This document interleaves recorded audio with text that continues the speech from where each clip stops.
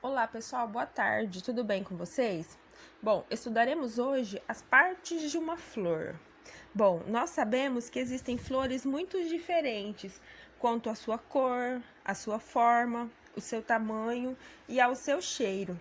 Temos um exemplo, o lírio, o girassol, a rosa, a violeta e muitas outras. Porém, mesmo os diferentes, quase todas as flores são compostas pelas mesmas partes, ou seja, a maioria das plantas possuem flores, né? Quais são as principais partes das flores? São elas as sépalas, as pétalas e os órgãos reprodutores. O que seriam os órgãos reprodutores? É a parte feminina e a parte masculina da planta. Quando observamos uma flor, geralmente damos mais atenção às pétalas, ou seja, a parte da planta que possui uma cor mais atraente, mais atrativa, né? Por exemplo, o girassol. A sua flor, a sua cor, ela tende a nos atrair. Então, a parte da planta que mais nos atrai são as flores, né? E as pétalas das flores, que são essas cores mais vibrantes, que nos chamam mais a atenção. Mas o que são elas? O que são as flores? As pétalas, pessoal, que é a parte da flor que mais nos atrai devido às suas cores, né? Vibrantes, coloridas. As pétalas são folhas modificadas que apresentam cor e odor e que por isso atraem vários animais em busca de alimento. E que seriam esses animais? Quem são eles? As abelhas, os besouros, beija-flores, morcegos e entre outros. Esses animais auxiliarão na reprodução das plantas, como nós veremos a seguir, né? Ou seja, para que haja reprodução das plantas, a sua maioria necessita da polinização. E os animais são responsáveis pela maioria dessa polinização das flores. Ao redor das pétalas existem as sépalas. O que seriam as sépalas? Elas também são folhas modificadas e protegem a flor enquanto ela não desabrocha. Enquanto, por exemplo, vocês observam uma rosa ou um girassol, que são as flores mais comuns, né? Que nós conhecemos. Quando ela ainda não desabrocha, ela tem uma camada que a protege, que é a cor de cor esverdeada. Essa camada que a protege é chamada de sépala, né? Então, ela protege as pétalas, que nada mais são do que as cores vibrantes, né? Quando as pétalas se abrem, ou seja, quando a flor se desabrocha, é possível observar no meio, ou seja, no interior da flor, os seus órgãos reprodutores. E o que seriam os órgãos reprodutores? A maioria das flores tem partes masculinas e femininas. Elas são necessárias para produzir as sementes que darão origem a novas plantas. As pétalas, portanto, além de atrair os animais que ajudarão as plantas no momento da reprodução, têm a importante função de proteger os órgãos reprodutores que ficam no interior da flor. Portanto, pessoal, é no interior da flor, como nós temos um exemplo aqui do girassol, né? Onde se encontra o órgão reprodutor masculino e o órgão reprodutor feminino da planta. E são esses dois órgãos que são responsáveis pelo desenvolvimento, ou seja, pela reprodução, que é pelo desenvolvimento de uma nova planta. E é graças a isso também que essas plantas não entram em processo de extinção.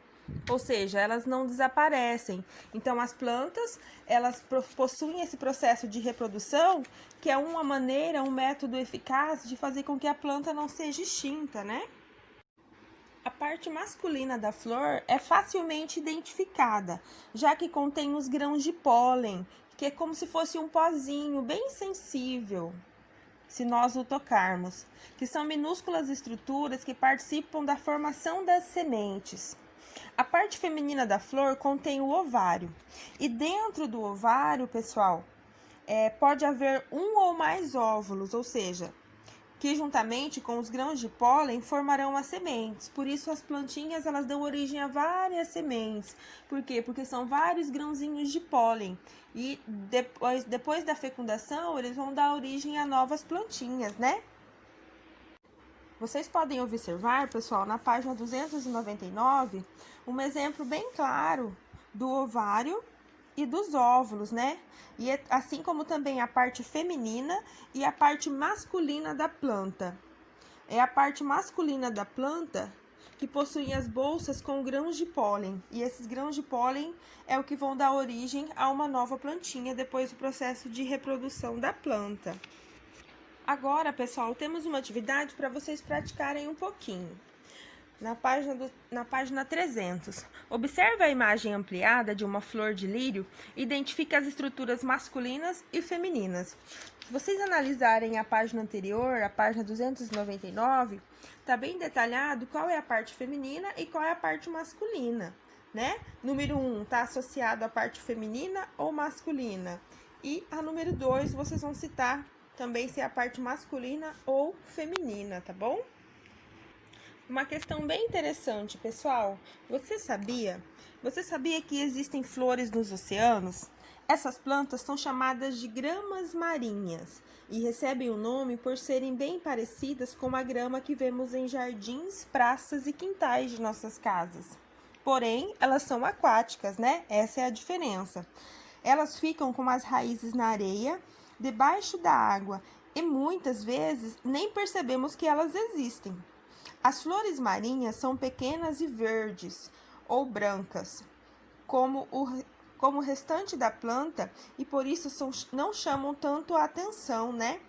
Além disso, podem nascer bem pertinho da superfície da areia ou do lodo, em vez de ter lugar de destaque, como as pequenas plantas terrestres, né? Então, elas são mais, digamos assim, elas são mais discretas, né? Elas não são tão aparentes assim como as gramas das nossas casas.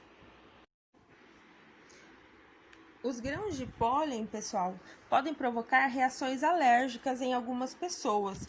Isso ocorre porque, com maior frequência na época da primavera, quando muitas espécies de plantas estão floridas e há grande quantidade de pólen, de grãos de pólen, né, no ar. Então, o vento, como elas são sensíveis, através do vento elas percorrem aí o ambiente, né? Inclusive nossas casas. Ao desenhar uma flor, você deve ter o cuidado de retratar todos os detalhes. Conheça um pouco sobre a ilustração científica e a importância do desenho para a ciência, lendo trechos de uma entrevista com a ilustradora botânica Dulce Nascimento para a revista Ciências Hoje das Crianças. Essa entrevista, pessoal, Desenho e Ciência, trata-se de uma botânica, né, de uma ilustradora botânica que adora desenhar. Como nós sabemos, para que um desenho seja de fundamental importância e interesse também, ele tem que ter o quê? Ele tem que ser atrativo, né?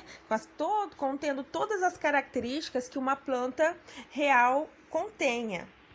Porém, na entrevista, a ilustradora científica Dulce Nascimento, ela retrata qual é a importância, né, do detalhe de um desenho científico para que ele possa ser de fundamental importância e também ser atrativo, né, atraído pelas pessoas no seu desenho, na sua pintura. Em seguida, pessoal, temos 4 atividades para vocês praticarem um pouquinho sobre as flores. Com base na entrevista que você leu, assinale a alternativa correta de cada uma das questões. Questão número 1. A ilustração científica, ela é utilizada para quê? Ela é utilizada apenas quando numa câmera fotográfica para registrar as espécies da natureza, ou ela retrata com detalhes uma planta ou um animal, fornecendo apoio ao trabalho dos pesquisadores. Então, de acordo com a leitura, qual é a real importância, né, da ilustração científica? Nada mais é do que retratar os detalhes mínimos de uma planta real, né? Questão número 2. O ilustrador botânico, qual seria a sua função? Ele é especializado em ilustrar a fauna em geral. Quando nós falamos em fauna, nós estamos falando de maneira geral dos animais, tá? Lembrando que fauna trata-se dos animais e flora refere-se às flores, tá bom? Contribuindo para os conhecimentos científicos. Ou, segunda opção, registra todos os detalhes das plantas, as folhas e os frutos. Né? E qual seria então a real intenção, o real objetivo do ilustrador botânico? Retratar todo e qualquer detalhe que uma planta contenha, né? Número 3, pessoal. Assinale a imagem que melhor representa a ilustração científica. Nós temos aqui 3 imagens, 3 desenhos de diferentes formas de flores, né? Então, assinale a imagem que melhor representa, qual delas que representam melhor uma ilustração científica. Lembrando, para que uma planta seja considerada uma ilustração científica, ela necessita conter toda e qualquer característica real que a planta apresenta, né? E por fim, pessoal, a quarta questão. Leia novamente um trecho da entrevista com a doutora Dulce Nascimento. Temos que buscar, no desenho e na pintura, retratar detalhes para que uma espécie que estamos desenhando não seja confundida com qualquer outra espécie parecida. Discuta com seus colegas e responda. Qual seria a importância de se identificar e de conhecer as espécies de plantas? Por quê? Nós sabemos, antes de mais nada, pessoal, que existem milhares e milhares de espécies de plantas diferentes. Cada uma com uma função diferente, uma necessidade de adubo diferente, climas específicos também, né? E de necessidade também de ser regada diariamente ou semanalmente ou até mais de um mês sem houver a necessidade de regar.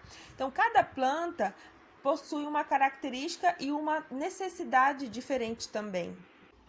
Portanto, por que vocês acham que há necessidade de se identificar uma determinada espécie de planta? Porque assim como os animais, cada espécie de planta possui uma característica específica e, por sua vez, uma necessidade de adubo, de regar, também diferente, né?